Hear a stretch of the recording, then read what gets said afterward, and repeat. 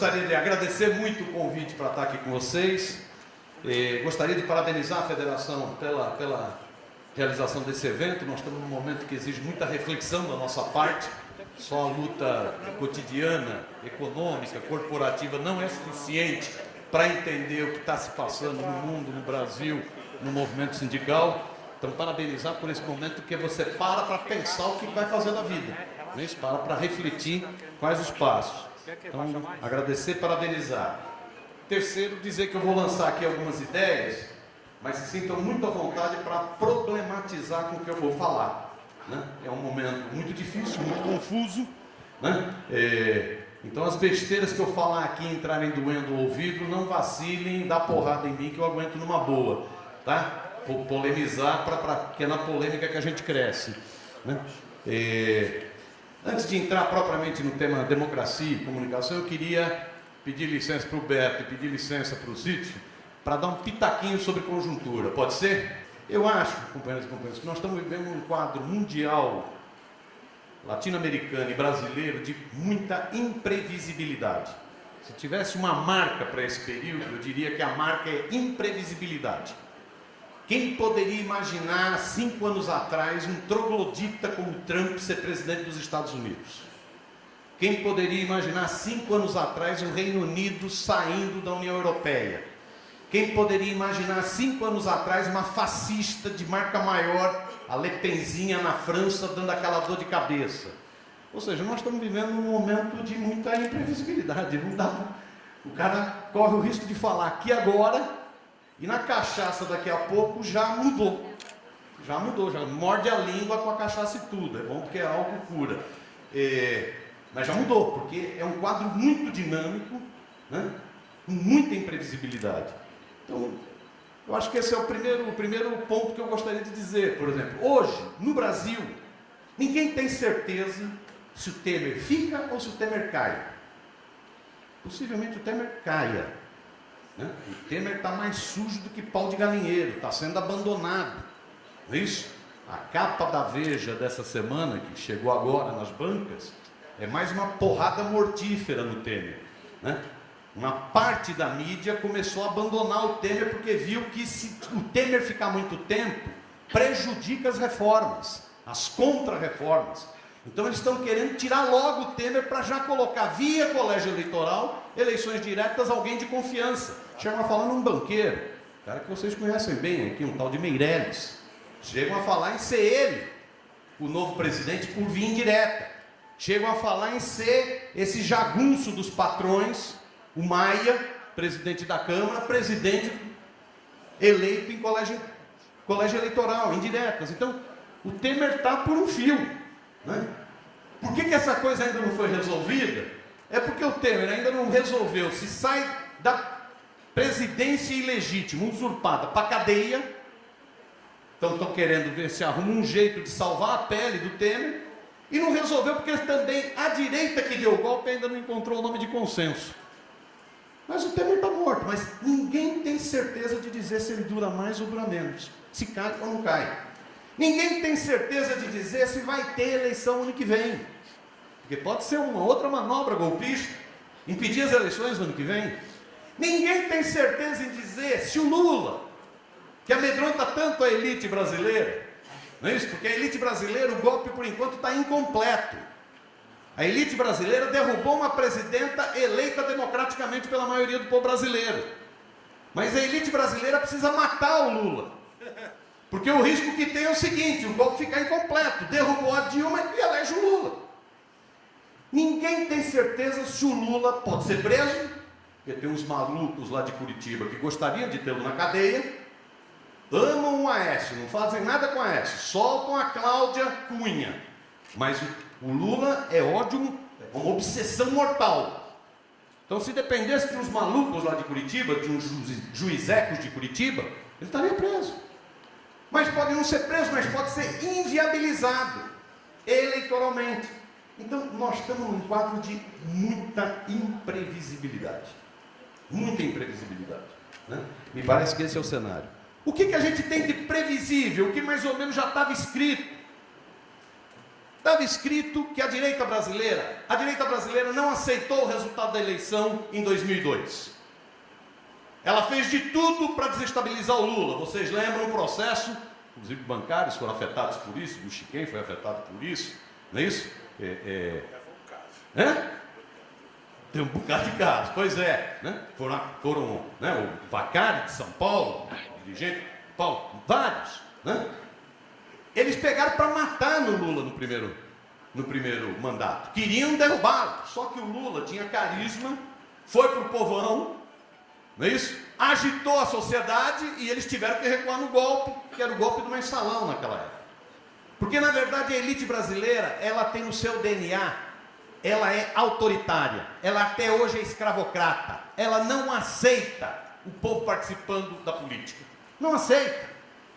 Por isso que ela pegou o Lula para matar, porque ela raciocinava da seguinte forma: pô, é um peão, um retirante nordestino, operário, que tem a linguinha presa, que perdeu um dedo e que chegou à presidência da República. A elite não aceitava isso e fez de tudo para derrubar o Lula.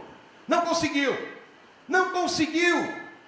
Outra coisa, ela pensava: o Lula nós não conseguimos derrubar, mas nós evitamos que ele faça a sucessora. Pela primeira vez na história desse país, fez a sucessora.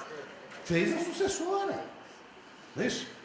E eles aí juntaram ataque de classe, de projeto de classe, a misoginia, a machismo contra uma mulher na presidência da República. E bateram para matar nessa mulher. O tempo inteiro, não deram paz. A partir da eleição de 14, eles perceberam o seguinte: pela eleição nós não chegamos ao governo.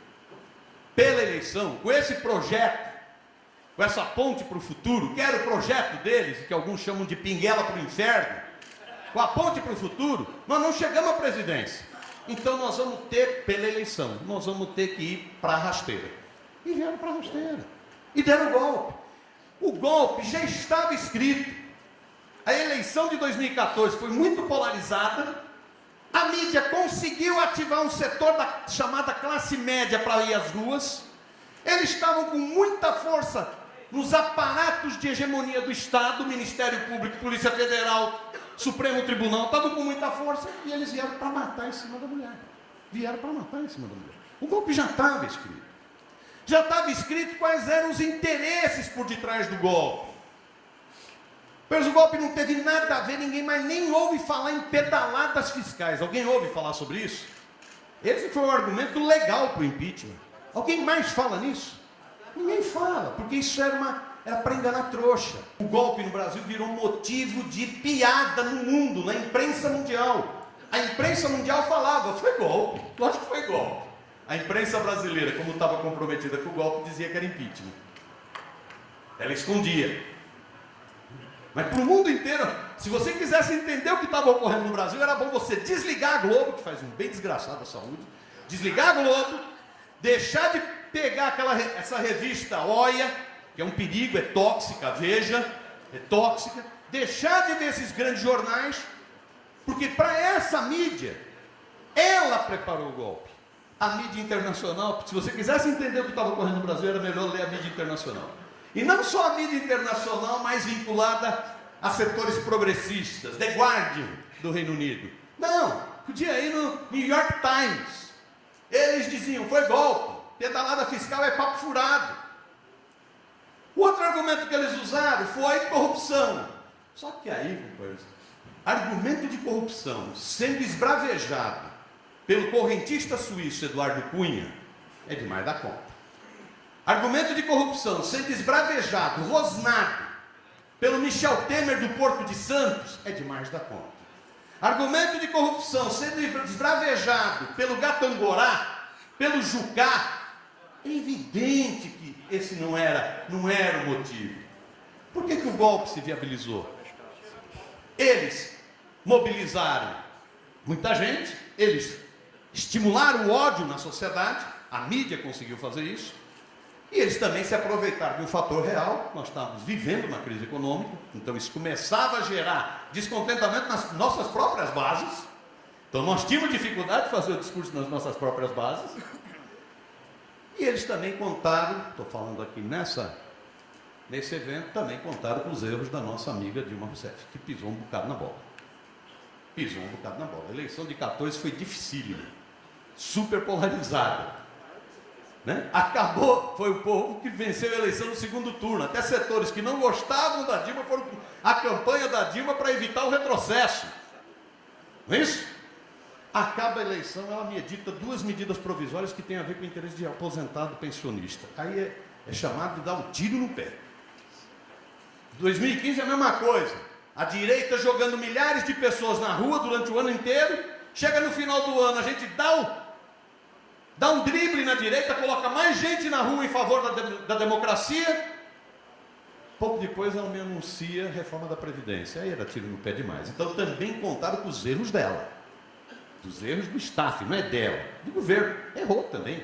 Errou, não percebeu que o momento tinha mudado, que era preciso avançar na politização da sociedade. Que o golpe foi dado. Esse golpe, então, isso já era previsível. Também já era previsível que esse golpe tinha muitos interesses por detrás. É um golpe que reuniu forças. Está cansando demais esse negócio aqui? Não? Tranquilo? Tranquilo? É um golpe que, às vezes, a gente, pela mídia, não percebe isso, porque a mídia escondeu. Mas envolveu setores poderosíssimos por detrás dele. Daqui uns 10 anos, 15 anos, quando forem desclassificados os documentos da CIA, nós vamos saber que pauzinhos foram mexidos pelo setor militar e diplomático dos Estados Unidos. Porque era evidente que os Estados Unidos não estavam contentes com o governo Lula e Dilma. Não estavam contentes com a integração latino-americana, porque a América Latina tem um assessor de um presidente dos Estados Unidos que chegou a falar o seguinte: se você olhar a América do Sul parece um pernil, e o tio Sam tem muita fome. Eles sempre trataram isso aqui como um quintal. E nos governos Lula e Dilma mudou essa situação. Se revigorou o Mercosul, se montou o Unasul, foram vários movimentos de favorecer a integração latino-americana. Os Estados Unidos perceberam que estavam perdendo o controle sobre a América Latina. Os Estados Unidos não gostaram da política adotada na questão do petróleo. Companheiros, onde tem petróleo, olha o mapa do mundo. Onde tem petróleo tem sangue. Onde tem petróleo tem guerra. Os Estados Unidos não gostaram do modelo de partilha adotado e da postura de defesa do pré-sal como uma riqueza nacional a serviço da nação. Não gostaram. Os Estados Unidos não gostaram do discurso da Dilma na ONU contra a espionagem.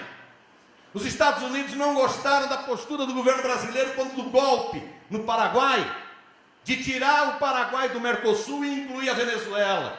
Os Estados Unidos não gostaram quando do golpe em Honduras, de dar asilo diplomático para o presidente derrubado em Honduras, o Zelaya.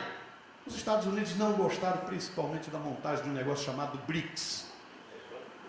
É isso? Brasil, Rússia, Índia, China, África do Sul, que era para tentar se constituir como um polo contra-hegemônico no mundo, com banco inclusive, com moeda. Não gostaram, porque isso era exatamente quebrar o poder dos Estados Unidos no cenário mundial. Vamos acompanhar, daqui 10, 15 anos a gente vai ter mais preciso o que eles se movimentaram, quantas reuniões ocorreram na Embaixada dos Estados Unidos, como esse Aloysio Nunes, esse baba-ovo do Império, né, teve ligado aos Estados Unidos. Quanto o Careca, aquele careca da Odebrecht, o Zé Serra, teve ligado aos Estados Unidos. Aí nós vamos saber. Esse setor atuou para fazer o golpe. Quer ver um outro setor que atuou para fazer o golpe? Essa burguesia brasileira.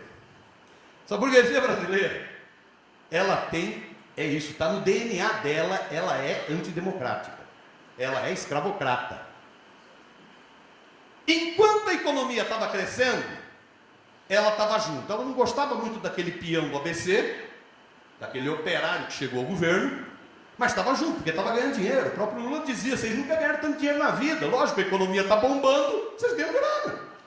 Nunca teve tanta gente abrindo conta em banco.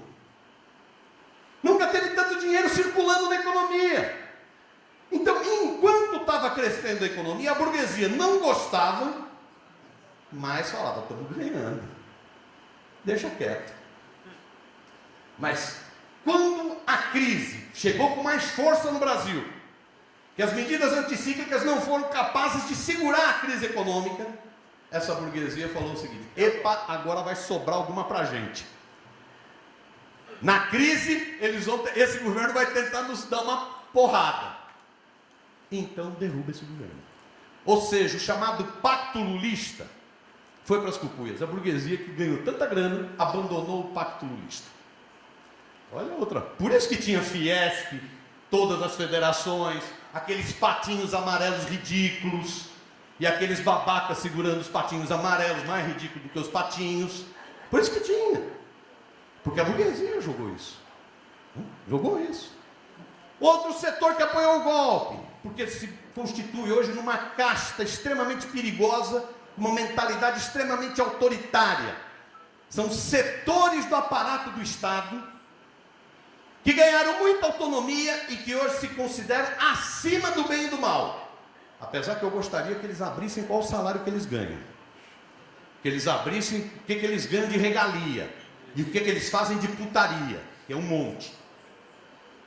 Mas é um poder fechado, que aí é o que o Gramsci chamava de aparatos de hegemonia da sociedade política. Aí você tem Ministério Público Federal, você tem setores da Polícia Federal, você tem Supremo, ministros, Poder Judiciário, que é um dos poderes mais fechados que existe no Brasil, e corrupto. Isso tudo se juntou para o golpe. Além disso, olha, vai contando, hein? Falei Estados Unidos, falei burguesia, falei aparatos de Estado. Eles contaram com uma outra coisa poderosíssima. Eles contaram com os aparelhos de disputa de hegemonia na sociedade civil. E hoje, o principal aparelho se chama mídia. Isso aí. Mídia.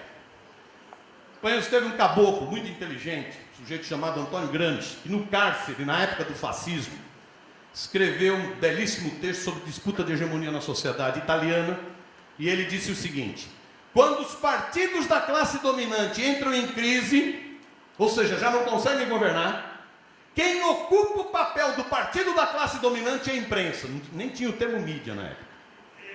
A imprensa ocupa o papel do partido do capital. Pois esse golpe pode ter tido todos esses movimentos, mas para mim, para a polêmica, o fator principal do golpe se chama mídia. Mídia. Essa mídia que no Brasil é controlada por 7 famílias.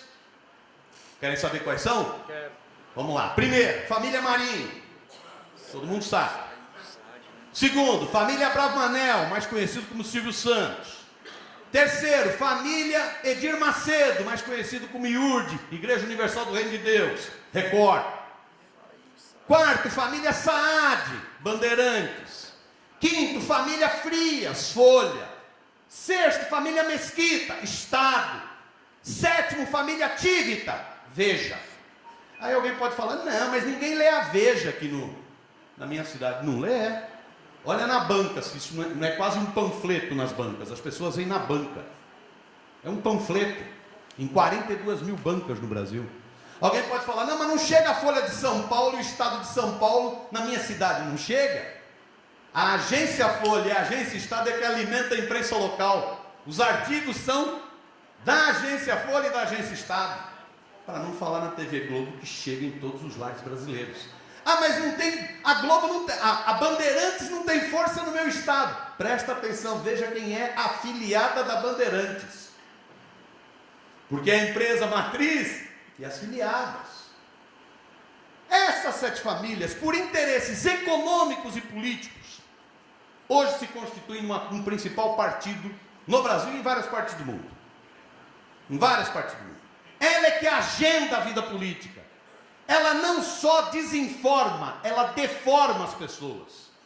A desinformação não é só mentir, também se mente.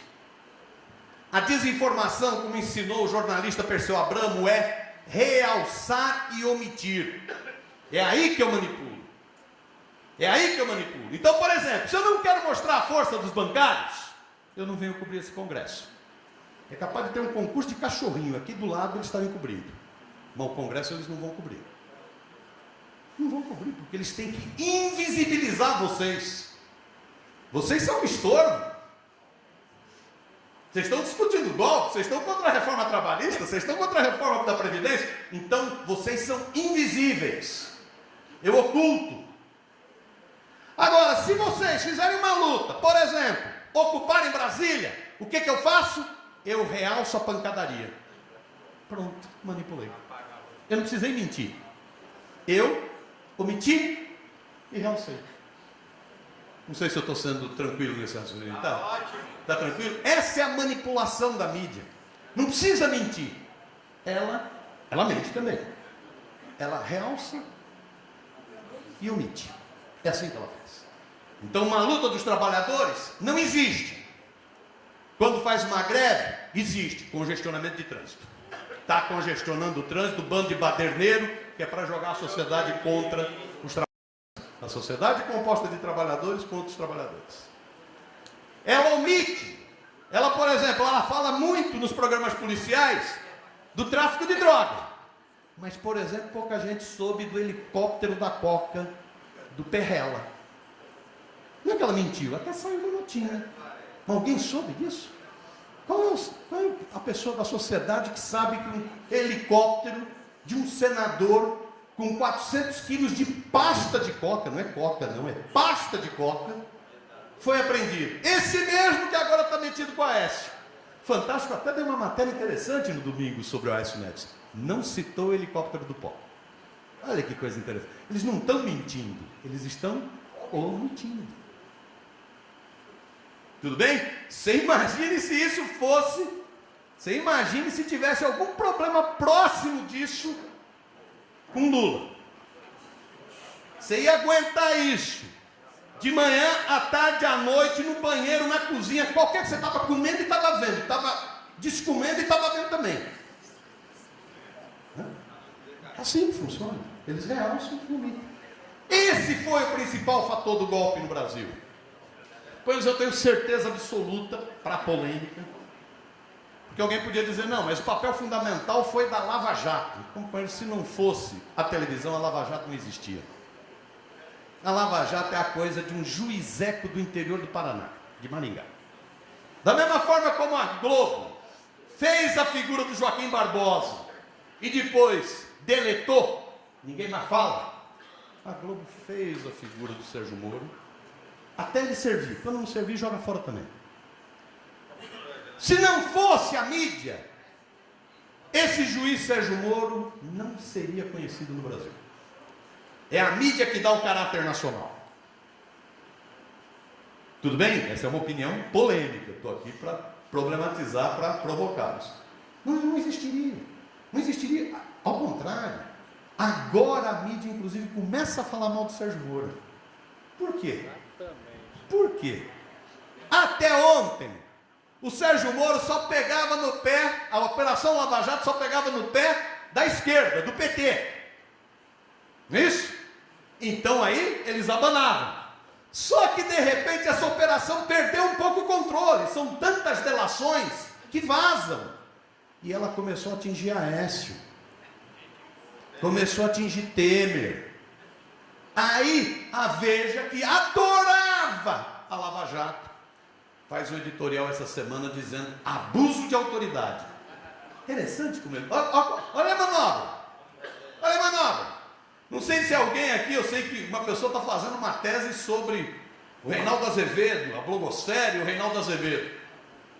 O pitbull da Veja, ou como diz o teólogo Leonardo Boff, o rola-bosta da Veja, o Reinaldo Azevedo. Não fui eu que falei rola-bosta, quem falou foi o Leonardo Boff. E é teólogo, e vai para o céu. O rola-bosta da Veja, até recentemente, adorava vazamentos. Comemorou quando teve vazamento da conversa do Lula com o filho, da Marisa com o filho. Adorou! Só que agora os vazamentos estão atingindo o Reinaldo Azevedo. Agora ele está falando dos abusos da Lava Jato. Olha que coisa interessante. Olha que coisa. Eu me divirto, eu todo dia leio o Reinaldo Azevedo, porque é para mijar de rir. Né? Eu estou adorando essa briga. Estou adorando essa confusão. Eles estão se matando. Eu estou, inclusive, propondo que o Mainardi, aquele que vive exilado em Veneza, né, se aproxime do rola-bosta para ver o que vai dar. Eu me proponho a pôr a mão no meio e falar cuspa primeiro. Né? É isso. Então veja como que se dá o processo de manipulação. Se não fosse essa mídia, a Lava Jato não existia. Se bobear agora, uma parte dessa mídia enterra a Lava Jato. Porque ela agora começou a ser disfuncional. Antes ela era funcional. Ela era funcional para atingir a esquerda, o PT, o Lula e a Dilma. Agora já passou a ficar preocupante. Porque esse partido da Lava Jato está se colocando acima das forças conservadoras políticas e midiáticas. Olha que coisa maluca. Então, se não fosse a mídia, não existiria a Lava Jato. Se não for, alguém pode falar, não, mas a votação foi no parlamento, foi no Congresso. Mas se não fosse a mídia, não teria aquela votação no Congresso. Os parlamentares brasileiros, por N motivos, com raras exceções, corajosas exceções, os parlamentares brasileiros morrem de medo da mídia. Os parlamentares brasileiros têm uma relação, porque ela é tão poderosa, ela não é um quarto poder, ela é um segundo estado. Ela é tão poderosa que o parlamentar tem uma relação de sedução e medo.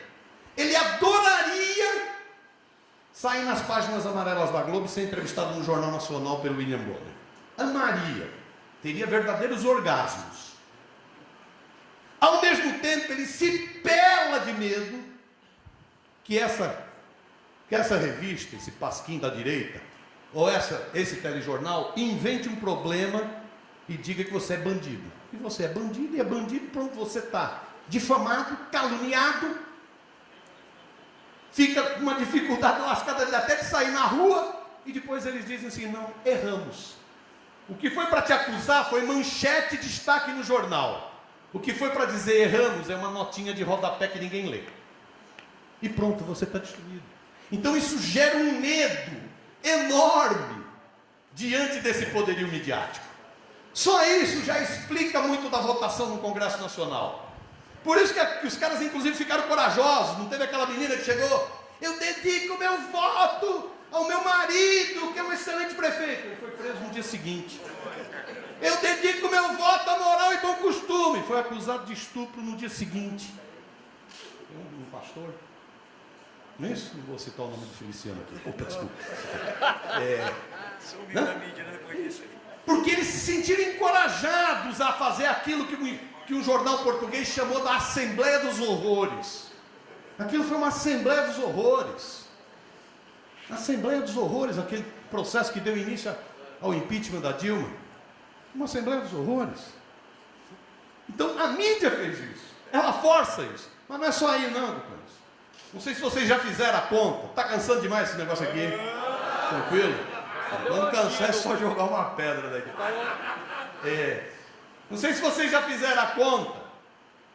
Na eleição de 2014, já vinha, esse fenômeno já vinha de antes, porque vem desde o processo do mensalão, que eles vêm desconstruindo a esquerda, dificultando a eleição de parlamentares mais à esquerda. Em 2014, o movimento sindical tinha 95 deputados federais. Não estou entrando nem no mérito de como que eram esses deputados do movimento sindical, se eram bons ou eram ruins. Mas tinha. Na eleição de 2014, o movimento sindical caiu para 40 e poucos. Caiu pela metade. Ou seja, representante dos trabalhadores no Congresso reduziu metade.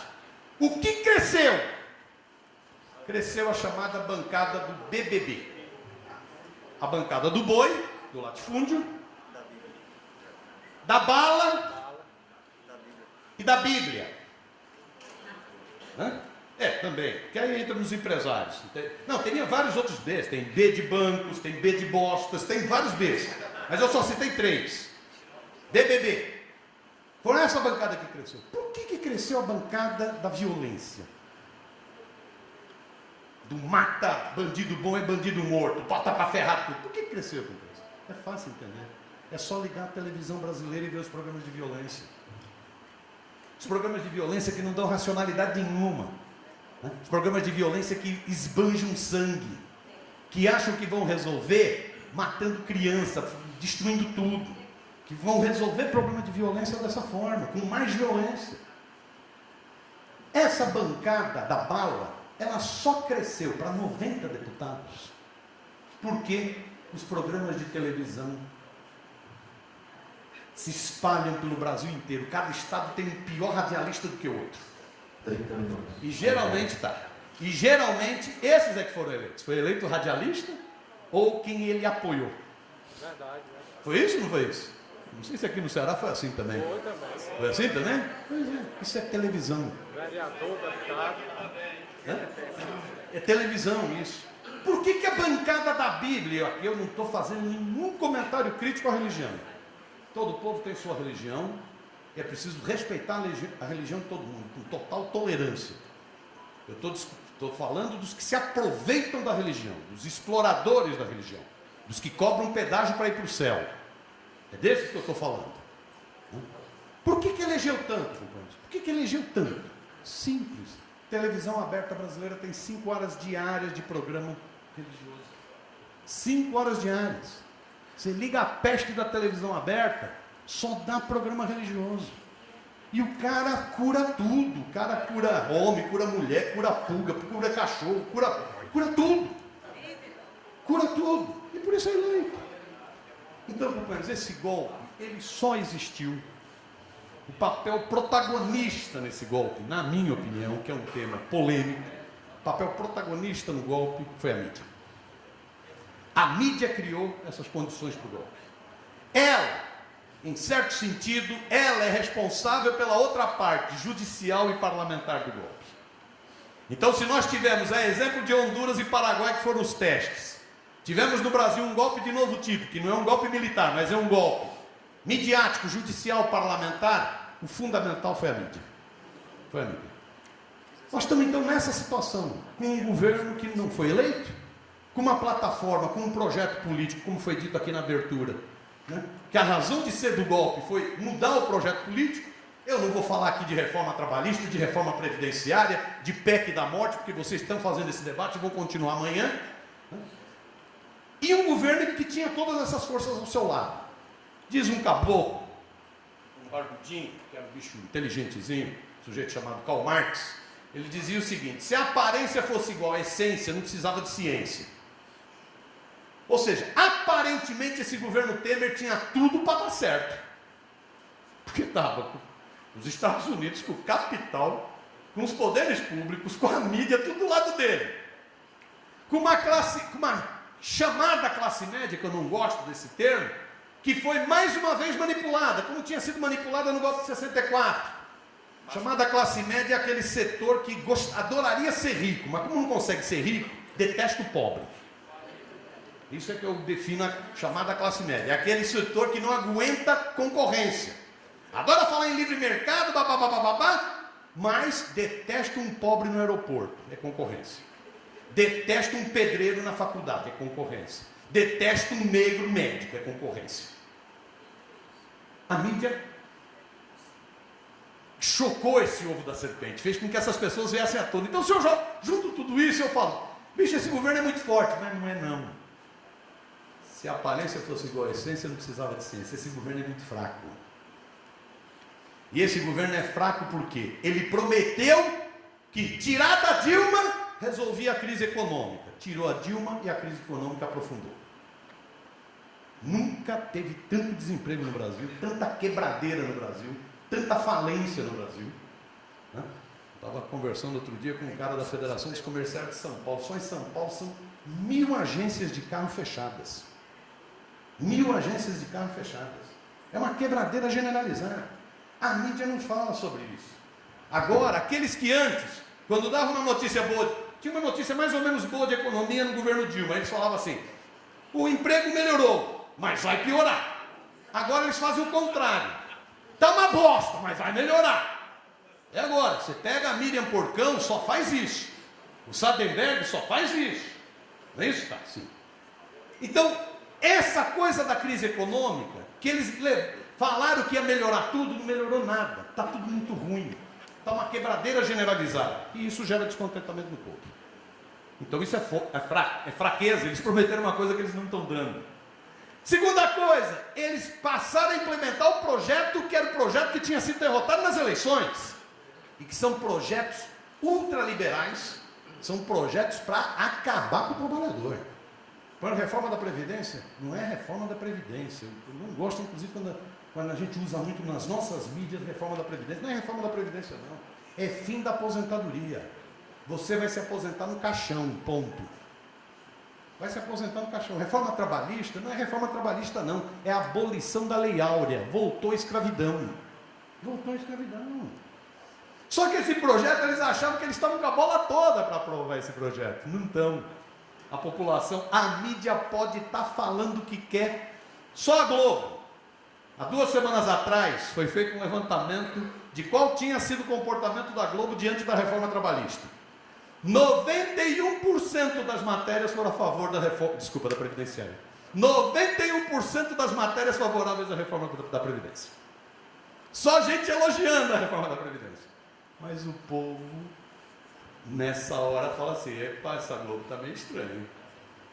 E aí, a Globo elogia, ganha milhões em publicidade.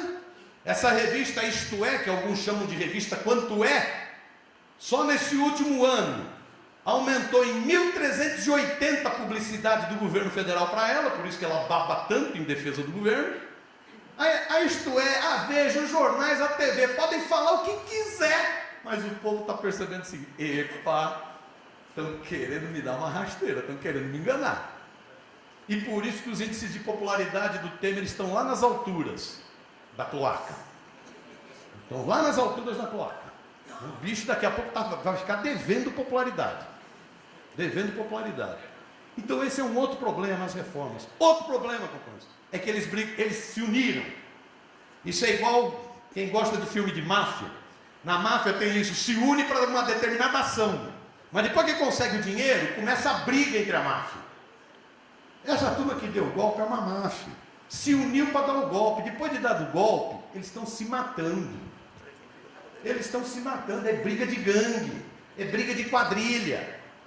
E um outro elemento que foi fundamental, que a mídia tentou esconder. Vejam o comportamento da mídia com relação às marchas que ela teve. Nas marchas de 2015 pelo impeachment, onde o Faustão fazia convocatória, onde a menina Ana Meba Brega dava modelito de como se vestir para ir em manifestação dos coxinhas, onde suspendiam o horário de jogo de futebol para transmitir manifestação, onde faziam o que na TV se chama processo de esquenta, começavam as manifestações por cidades menores, para à tarde dar a manifestação nas cidades grandes, onde as imagens nunca eram imagens de gente falando em violência, ao contrário, eram imagens de pessoas abraçadas com policiais, onde era a família unida, estava lá a mamãe, o papai, a vovó, o titio, o netinho, está todo mundo junto pela democracia, era tudo lindo. Vejam agora como são as imagens das nossas manifestações contra o golpe. A mídia tentou manipular o que pôde o processo de luta do povo brasileiro, só que o povo brasileiro está acordando, e isso é uma dificuldade para os golpistas. O povo brasileiro está acordando. Isso já ocorreu no Carnaval, foi impressionante o que ocorreu no Carnaval. Isso ocorreu, e eu acho que aqui não é, nem diz o João Bosco, não sou candidato a nada, meu negócio é batucada. Isso ocorreu com hoje o setor que está liderando a resistência na sociedade brasileira. São as mulheres.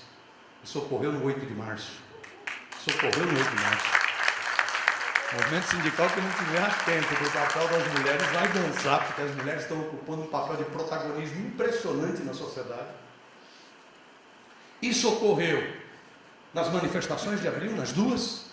Isso ocorreu na greve geral, as 2 de março, desculpa. Isso ocorreu na greve geral, a maior greve geral da história do Brasil. Isso ocorreu quando Lula veio aqui para Paraíba, para Monteiro. Isso ocorreu quando Lula foi lá para a República de Curitiba, e os coxinhas não foram para a rua, e quem foi para lá foi para protestar contra os abusos de autoridade. Isso a mídia pode querer esconder, mas isso, companheiros, tem novas formas de se falar para a sociedade. Tem uma brecha tecnológica que eles não tinham previsto. Essa porra dessa internet, isso aí. Esse negócio que nasceu por motivos militares nos Estados Unidos, que depois virou intranet acadêmica, e que depois, graças aos hackers, saiu para a sociedade e virou o que a gente conhece. Isso permite que eles não falam, a gente fala. A gente filma, a gente fotografa, a gente divulga. Então, esses fatores todos enfraquecem esse setor. E por isso o desespero da mídia. Para fechar, eu acho, que isso vai mostrando o seguinte: nós perdemos, durante um tempo, a batalha de ideias na sociedade brasileira. E quando eu digo nós, não é só o governo não. O governo errou feio nessa área. O governo alimentou cobra. O governo deu dinheiro para a Globo, deu dinheiro para a Veja. O governo alimentou cobra.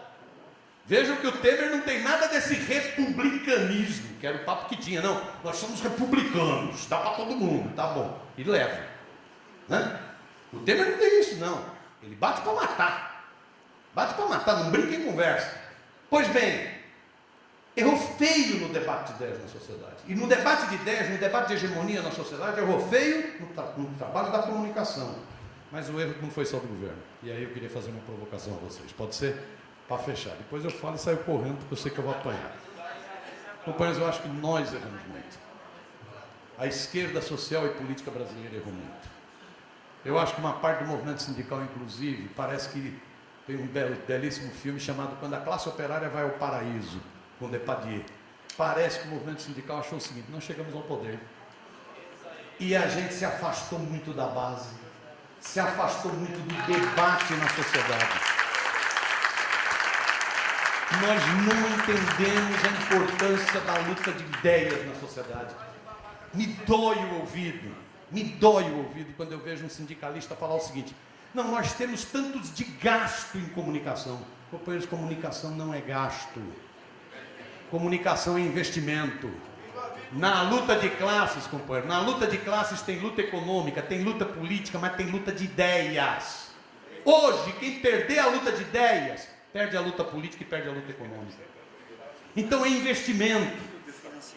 Me dói ver como o movimento sindical trata mal. Eu não estou falando de vocês, tá? Estou falando no geral. Não estou falando daqui porque eu não conheço. Não conheço, eu não me meto onde eu não sou chamado. Mas como o movimento sindical trata mal a comunicação. Né? Às vezes um boletim para uma categoria é um verdadeiro tijolo na cabeça do peão. Eu nem leio aquela desgraça. Nós estamos num momento de muita imagem, de muita chamada. Não lê. Você pega, por exemplo, o envolvimento do movimento sindical na comunicação. Você tem coisas que você mente, tem coisas que você não mente. Por exemplo, tiragem de jornal, você mente. Você chega e fala o seguinte: não, nós tiramos 20 mil exemplares do panfleto tal. Quem acreditar, acreditou. Não tem monitoramento. Audiência de rádio e televisão, isso que a Globo faz é mentira pura. Ela é dona da Globo, do Ibope, tanto é que se chama Globop, não é isso? E ela diz quando é a audiência dela e dane-se. Quem testa? Agora tem uma coisa que não tem como mentir. Internet não tem como mentir. Internet é IP. Querem ver como que estão vocês na comunicação? Eu não conheço, não estou me metendo. Entrem numa paginazinha chamada alexa.com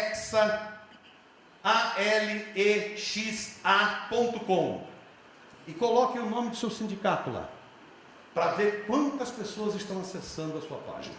Companheiros, a impressão que eu tenho é que vocês vão ficar tristes de ver. Impressão.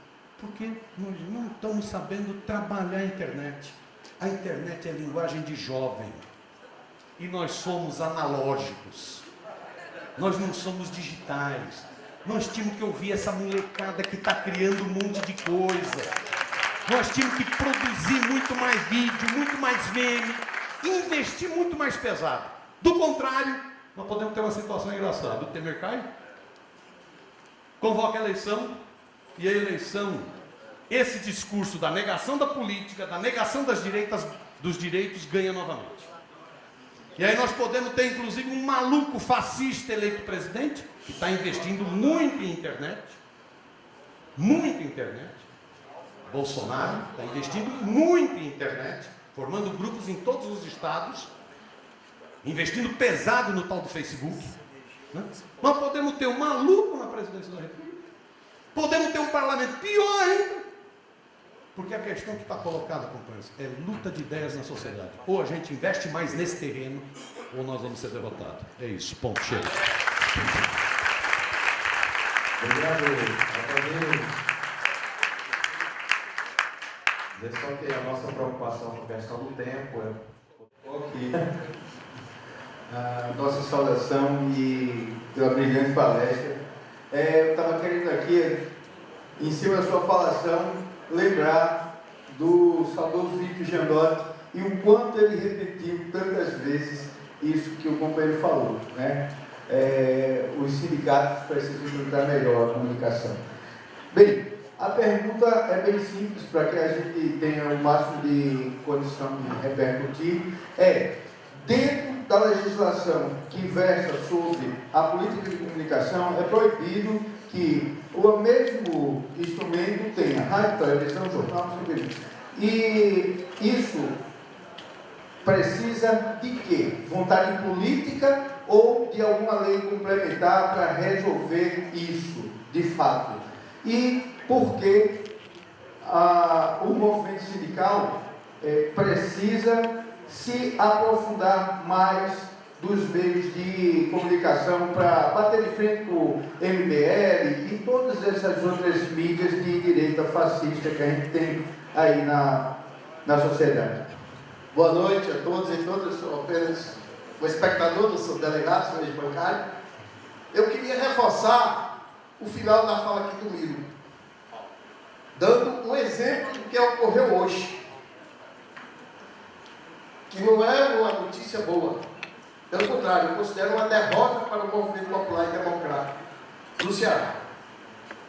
Depois de mais de 30 anos no ar, o programa Espaço Aberto, que era veiculado na Rádio Cidade AM, que é uma rádio importante aqui de Fortaleza, fechou. Por quê? Por falta de verbas. Para sustentar o programa, é um programa diário, de 8 às 9 da manhã, de segunda a sexta-feira. O programa que estreou há mais de 30 anos atrás, um jornalista, que não é mais vivo, mas é inesquecível, Messias Ponte. E o programa continuou com o filho dele. E ele já me dizia há anos que tinha que botar do bolso dele, como o pai fazia, para manter o programa no ar. As entidades sindicais não colaboraram. Os democratas não colaboraram. E hoje nós temos poucos espaços na mídia alternativa para fazer um contraponto a essa hegemonia, a essa mídia conservadora, golpista, que nós assistimos e ouvimos todos os dias. Então, um exemplo, a fala do Miro simboliza por esse programa. Espaço Aberto, que infelizmente fechou. E o mesmo pode acontecer com outro programa, também diário, que hoje tem 6 emissoras veiculando, chamado Democracia no Ar, programa do Movimento Democracia Participativa, que está neste momento transmitindo aqui a única mídia alternativa, porque a mídia tradicional não está aqui cobrindo essa luta, porque não tem interesse, como ele disse. E o Democracia no Ar também pode sair do ar, se não houver apoio e compreensão dos dirigentes, que a luta de classe somente tem condições de ser favorável aos trabalhadores se a gente entender que a luta de ideias é parte de separar dessa luta, como bem disse mesmo. Então, companheiros, vamos não só expressar o nosso ódio, a nossa repulsa, a mídia golpista, a Globo e companhia, vamos também agir para manter, fortalecer e ter uma mídia alternativa, independente, para a gente dialogar não só com a nossa categoria, mas sobretudo com a sociedade. Obrigado. Muito nas reflexões que ele traz e as críticas, e a gente vai vendo que a gente precisa entender o que nem muitas vezes, por mais que a gente possa achar que está entendendo, mas esse golpe foi muito bem preparado, foi muito bem tramado, e a gente, quando vê, a gente só viu o resultado, mas a gente não conseguia compreender e imaginar se ia ter golpe ou não. A gente, na categoria, a gente começou a campanha salarial dizendo assim: nós não sabemos como vamos acabar essa campanha, porque não vai ter o mesmo governo. Aí foi o golpe. Vamos discutir com a categoria, dizendo, gente, vai ter um golpe, vai ter reforma, vai tirar os direitos. E parecia que a gente estava falando grego. E hoje os trabalhadores brasileiros estão vendo que aquilo que nós falamos era verdade. Aliás, muito pior do que a gente imaginava. E eu concordo com você, Altamiro, quando disse que a gente houve uma acomodação também do movimento sindical. Porque entre ir para a rua, eu me lembro de um debate que a gente fez, entre ir para a rua para debater e questionar Dilma daquelas reformas, a gente ia fortalecer a direita. Então, houve essa contradição entre o movimento sindical, porque, num dado momento, onde a gente precisava ir para a rua para reforçar nossas bandeiras, essa mídia encurralou a gente de tal forma que a gente ficava, vai para a rua ou fica aqui? E a gente precisava ter ido, sim, para questionar, porque talvez não fosse desse modelo que ele fez, mas a gente realmente, a carapuça caiu corretamente, mas a gente aprendeu muito e agora não podemos errar mais. Tem que discutir política com o povo. Não basta dar Bolsa Família. Não basta dar como é o nome? Dos créditos, né? Os créditos educativos, aí, que eu não esqueci o nome agora. FIES, ProUni. Precisa dar consciência.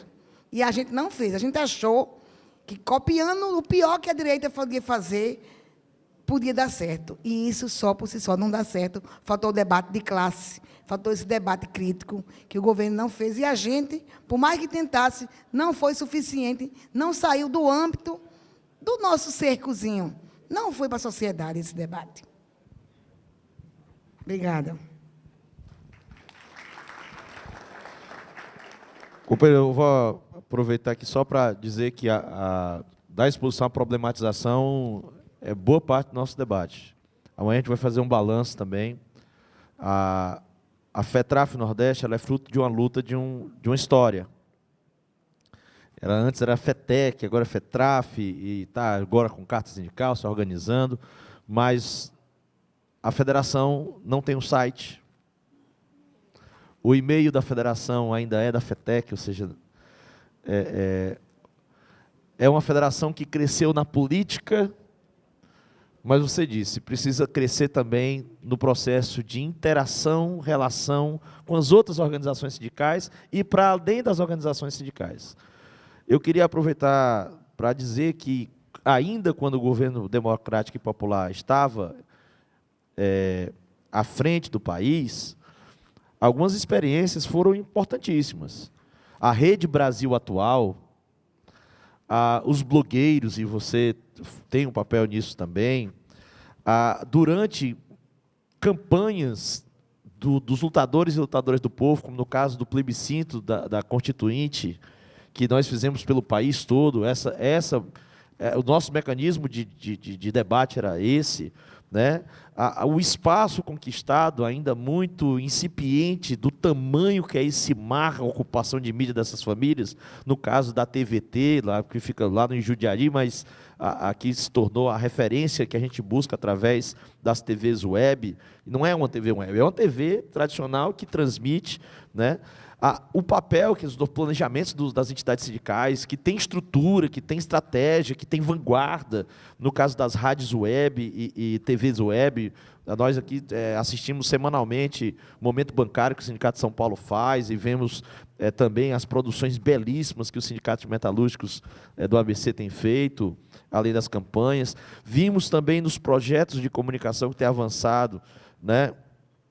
Aqui o Souza Júnior falou de mas assim, na campanha de 2010, né, a única revista censurada no Brasil durante as eleições não foi nenhuma grande revista, foi a Revista do Brasil, que é uma revista que os sindicatos de bancários, metalúrgicos, químicos, professores, né, companheiro Betão? Que nós construímos, junto com a nossa confederação. A Revista do Brasil foi a única revista censurada nesse país que não fez nada mais do que colocar uma capa com uma imagem, né, de uma candidata, nada diferente do que essas revistas tradicionais da burguesia faz, né, quando são positivas, no sentido de lançar os candidatos da direita, sem extrapolar nenhum marco, né? E então, essa censura. E a gente agora vê a importância e o desprendimento que a gente está sendo colocado. Nós temos um projeto nacional que está precisando ser discutido, que a gente precisa amadurecer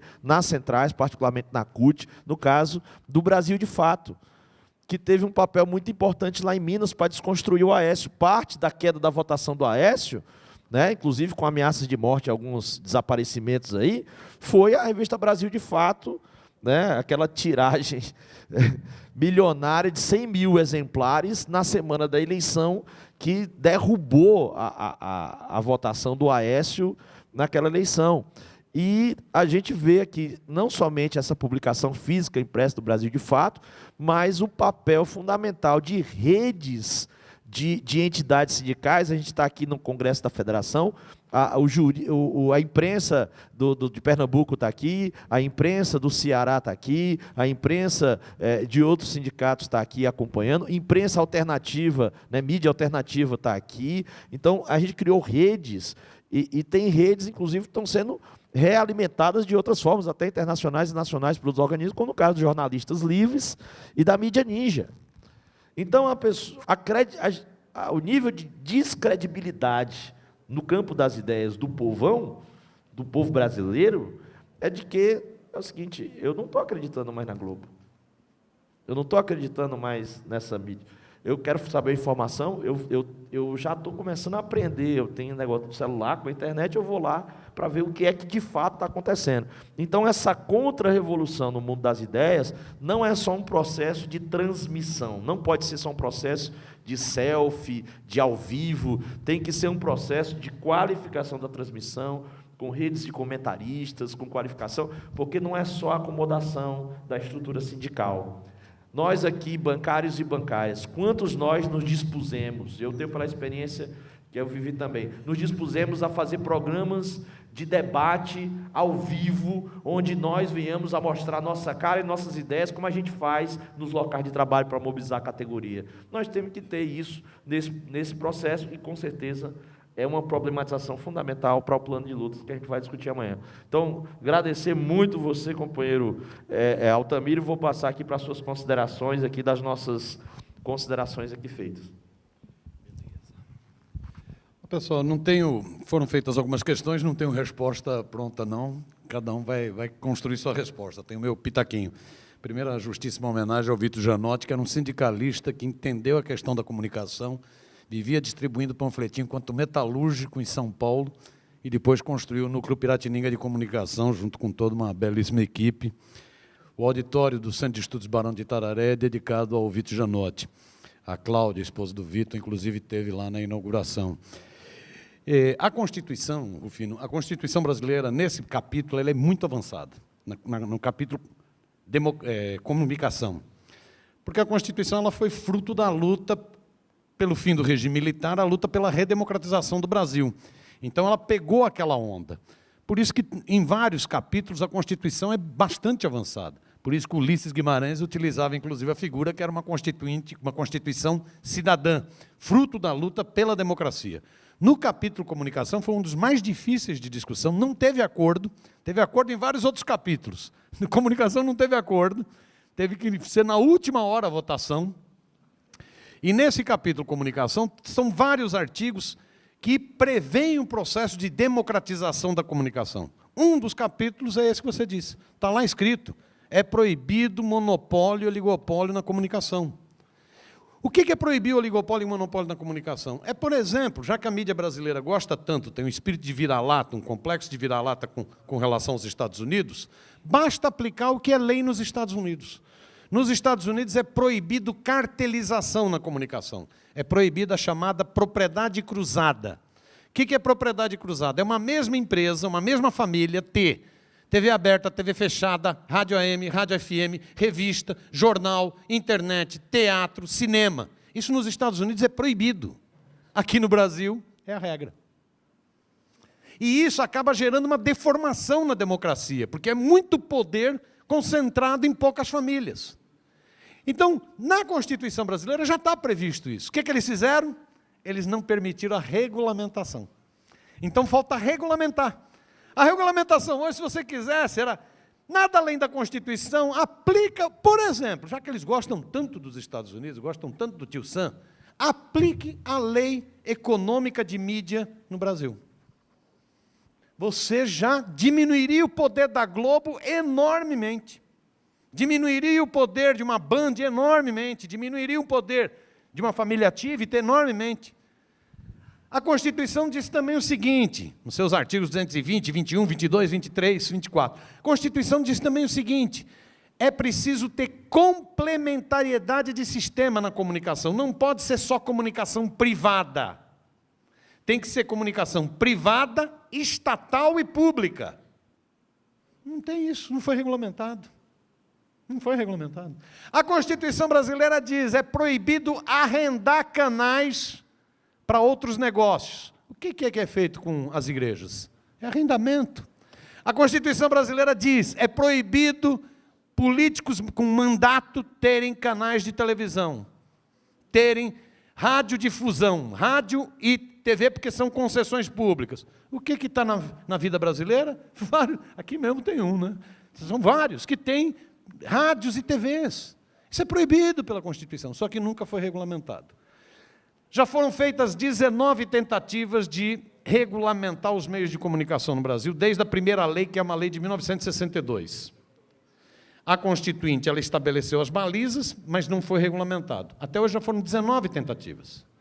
Nunca se conseguiu, porque sempre que se tenta, esses grupos de mídia vêm e dizem, isso é censura, vocês estão querendo diminuir a liberdade de expressão, o que é uma balela. No mundo inteiro tem regulamentação.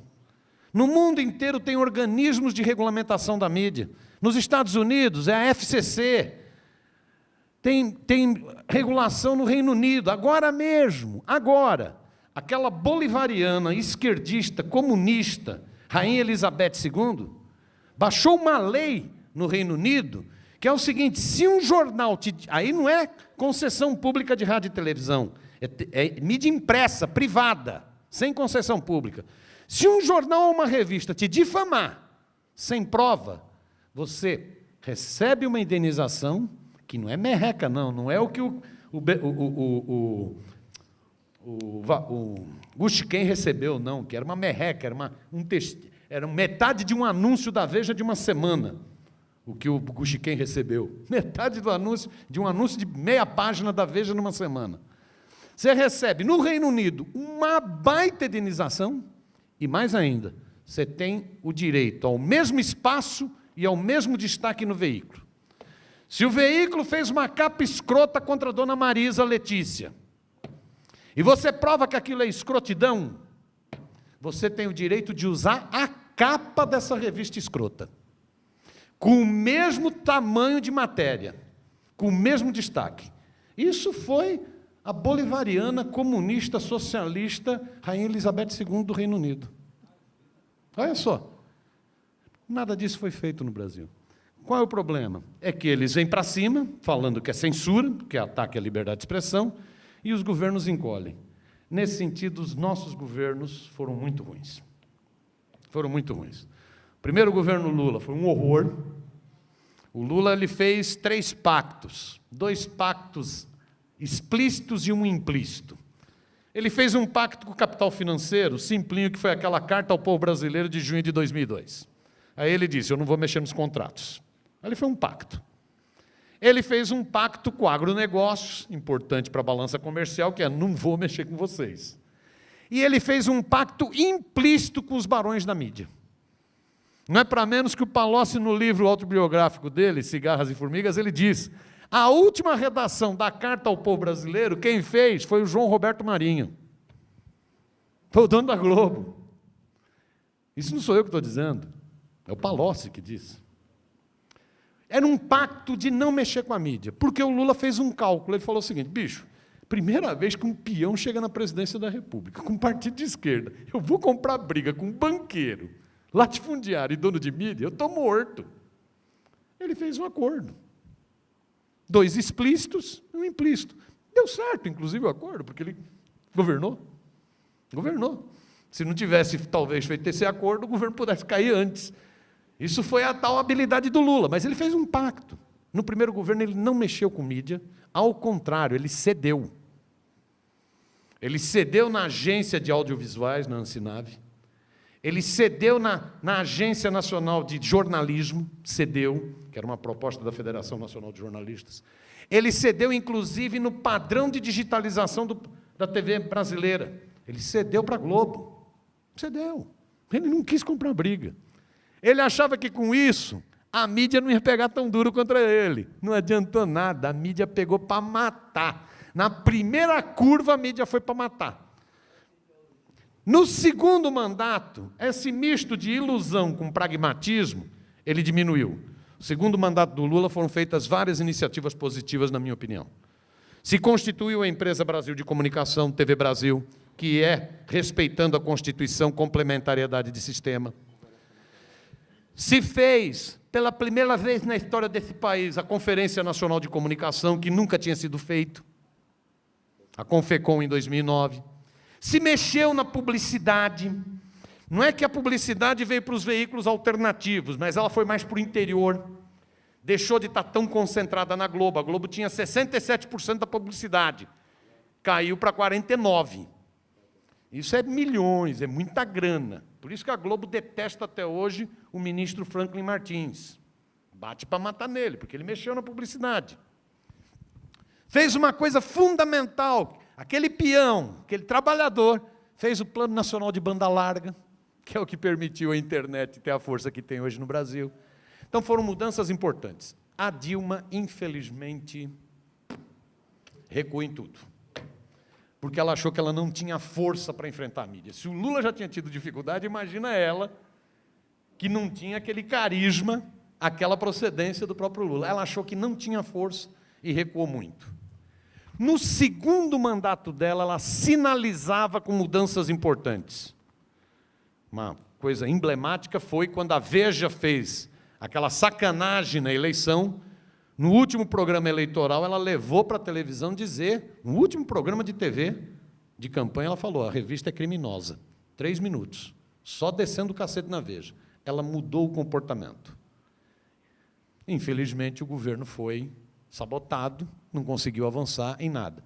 Ela passou a propor o que ela chamou de regulação econômica da mídia, que era exatamente mexer no monopólio, era exatamente mexer na propriedade cruzada. Tudo bem?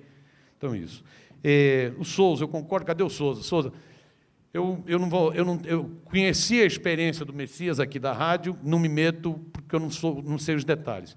Eu faria uma lembrança para vocês. São vários veículos que estão passando por dificuldade, companheiros. Além da gente fortalecer os nossos próprios meios de comunicação, nós precisamos fortalecer os meios de comunicação contra-hegemônicos no Brasil. Contra-hegemônicos no Brasil. Porque não basta só fortalecer o meio do meu sindicato, da minha federação. Eu tenho que fortalecer essa luta nacional contra-hegemônica. Eu queria citar um caso, companheiros. Revista Carta Capital. Revista Carta Capital está para fechar. Está para fechar. Porque o governo Temer não foi republicano. O governo Temer liquidou, não tem mais publicidade na revista Carta Capital. Não tem. Como que você mantém uma equipe? Uma revista de caráter nacional. Como que você mantém? Companheiros, eu faria aqui uma sugestão para vocês. Posso fazer? Sugeriria que cada sindicato daqui pensasse o seguinte: vamos fazer 10 assinaturas da Carta Capital? Todo sindicalista assinar a Carta Capital? Eu acho que seria uma belíssima mensagem nessa luta contra-hegemônica. Concordo inteiramente com a Suzy. Eu acho que nós estamos com uma situação muito engraçada, companheiros. O Temer está para cair. O Temer só não caiu até agora. As denúncias são muito bravas. A Veja dessa semana é um petardo. Agora tem recibo já, não é mais telefonema. Está morto. O Temer ou morre, está morto. Ele só não caiu ainda, por quê? Porque eles estão tentando encontrar uma saída jurídica para que o Temer não seja preso. É isso. Corre muito papo de que ele já está, inclusive, para tirar o time do Brasil. Ele e a Marcela, a recatada Edular, não é isso? Estão para tirar o time do Brasil. Né? Porque o cara está destruído. Está destruído. E só não saiu por uma outra razão. É que a elite ainda não encontrou o candidato para dar continuidade às reformas. Para mudar mantendo as reformas. Só não saiu por causa disso. Então, eles estão brigando, a briga é feia. A briga é muito feia entre eles. Né? e tem esse problema da saída Temer. Agora, pode ser que isso se prolongue e ele fique, vai ser igual o Sarney, vai ser um pato manco o resto do mandato. Isso é um problema para uma parte da direita, por isso que a Globo está querendo que ele saia rápido. Por isso que a Financial Times dessa semana propõe, sai rápido. Porque se ele não sai rápido, as reformas emperram. Então por isso que a Globo, que é mais esperta, fala, sai rápido. Sai para a gente fazer logo essa troca e faz antes que cresça muito a campanha das diretas. Então esse é o jogo que nós temos hoje, companheiros. Nesse jogo, eu acho que tem, pegando a questão que você levantou, eu acho que tem alguns desafios que são fundamentais.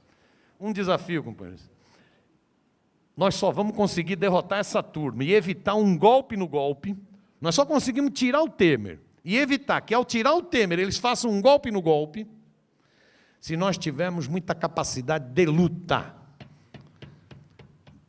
Ficar dentro de sindicato hoje não serve para nada, tem que estar na rua. Na rua.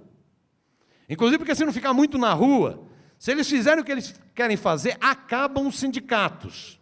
Acaba a contribuição sindical, acaba a contribuição assistencial, e se bobear, acaba desconto em folha de sindicalização, que é um projeto que está em discussão no Senado. Então, agora é ir para a rua. A questão é mobilização. Por isso a importância da decisão das centrais de promover uma nova greve geral. É jogar todo o peso na greve geral. Ah, mas tem campanha salarial, mas tem... Companheiros, liga tudo isso à luta geral. Politiza tudo. Politiza tudo.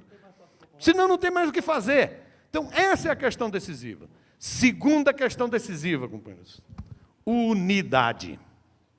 Eu começo a ver alguns discursos que me preocupam.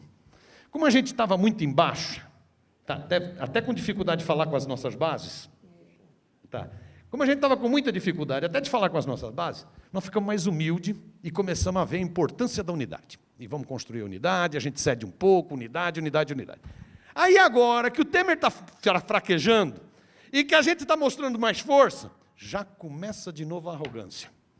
Já começa de novo um querer apunhalar o outro. Um hegemonismo meio doentio. Companheiros, hegemonismo não vai nos levar a lugar nenhum. Ou a gente garante unidade, ou a gente não derrota esse monstro é muito pesado. Então, é fundamental luta e unidade. Luta e unidade. A unidade para fortalecer a luta para construir a unidade. Eu acho que são esses os desafios. E um desafio que, na área de comunicação, a gente vem fazendo coisas muito boas. A gente precisa fazer mais coisas boas. Nós temos, o Vitor Gianotti vivia falando isso, nós temos, se a gente juntar todos os jornalistas dos sindicatos, é capaz de dar uma redação da Rede Globo. Nós temos 14 mil sindicatos no Brasil, se juntar todos, assessores de imprensa, pessoal de vídeo, pessoal de rádio comunitária, se juntar todos, é capaz de dar uma redação da Globo. O problema é que cada um está fazendo o seu boletim. É muito fragmentado. Nós temos que ver mecanismos de construir mais sinergia. Nós estamos num momento em que não basta ter material, é preciso atuar em rede. A rede é que dá força. A rede é que dá força. Então é preciso a gente ver. Nós temos muita coisa boa sendo feita. TVT é uma das melhores experiências de TV de trabalhadores no Brasil. Muita coisa boa sendo feita. Várias rádios comunitárias importantíssimas no Brasil. Nós temos que ver como criamos mais sinergia para ter um alcance da nossa voz maior e para aperfeiçoar mais os nossos materiais. Obrigadão pelo convite, desculpa as besteiras, parabéns para vocês.